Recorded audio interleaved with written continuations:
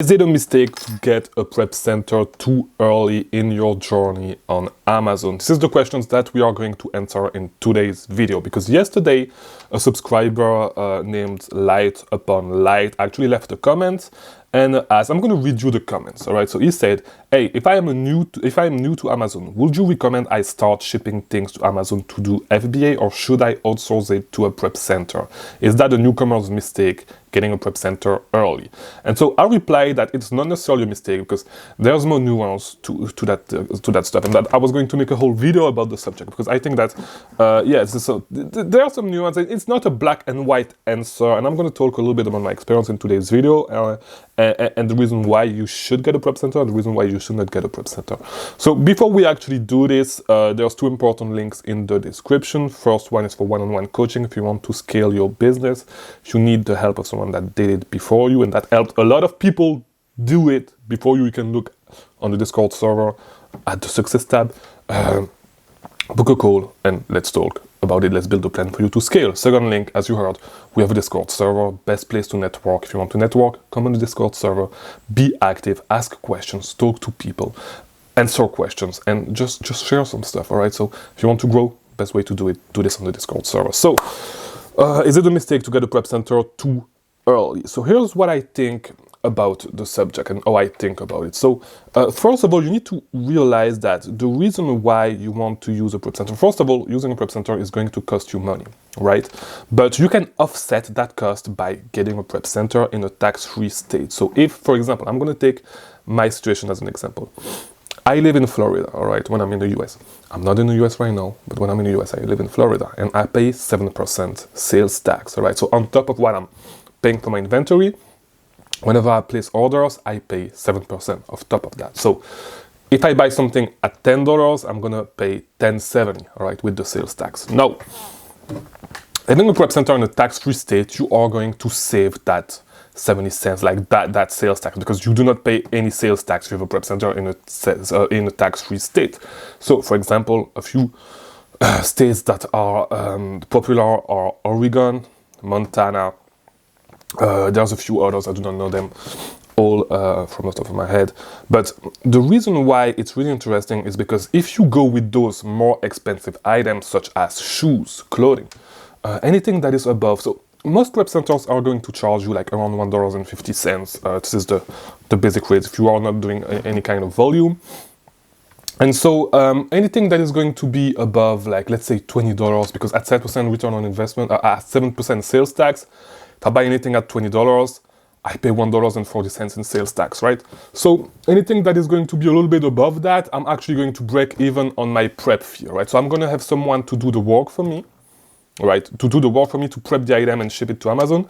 And I'm not even going to pay extra. I'm not actually going to pay extra because it's going to be covered by the savings that I'm going to get by working with Prep Center. And of course, this is only going to work for online arbitrage, because with wholesale, you are not going to pay any sales tax with wholesale if you can get sales tax exempt.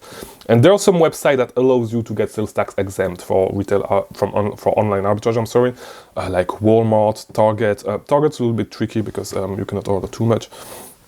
They're going to ban you super fast. But some websites do allow you to get sales tax exempt in the state in which you live in, right? So the reason why I'm telling you this is because working with Prep Center really makes sense when you actually start sourcing those items. And the tricky part is that a lot of prep centers actually charge monthly fee, and so you cannot, like, I'm actually saying it the wrong way. The thing is that you can actually do both, all right? And this is where I wanted to go with this video.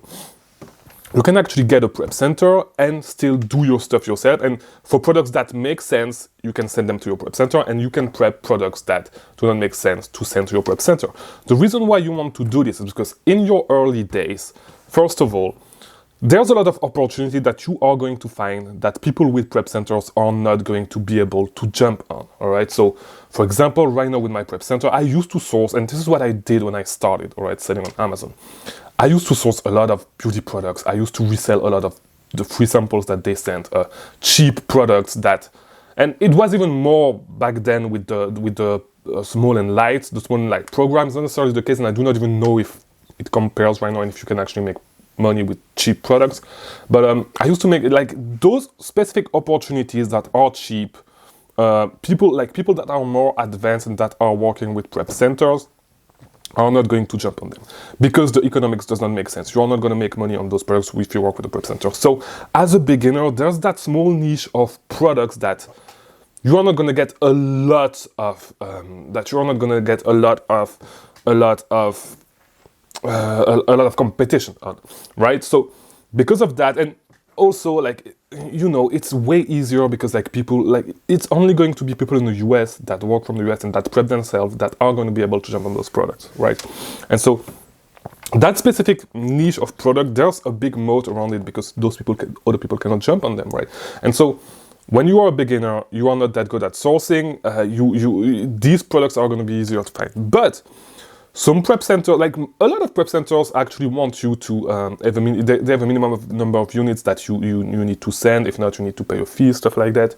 But there's a few prep centers that do not have such fees and that do not have minimums. So what I would recommend you, if you're a beginner, find one of those prep centers and do both. So if you find cheap items, ship them to your house to sell them. If you find shoes, stuff that is more expensive, stuff that is above $20, send them to your prep center, right? There's no reason why you would not get both, all right? Of course, you need to send a few units for it to make sense to the prep center, for it to actually, how to say this? Because like if you do not have enough, like you still need to get a little bit of a bankroll to be able to buy a few units to actually make the shipping worth it, all right? Because it's the same thing as if you were to ship them to your house. But you can save some money that way, and like you get the best of both worlds. The reason why you want to do this is because the mistake that I personally made is that I think I waited too long. Because the thing is, with those cheap products, yes, it makes good money and stuff, but it's not as scalable, right? And you're going to have issues to scale this model. And because it's a lot of work, it's going to be a lot of units, stuff like that. It's good to build your capital, but then after that, it's hard to scale it. So I think I waited too long because when I did the transition to working with a prep center, I had to relearn a lot of new categories and stuff like that. I had to learn how to source shoes or to source all that stuff, those products that actually make sense when you work with a prep center. If you can do both, I would highly recommend you to actually find a prep center that does not have a minimum of number of units per month.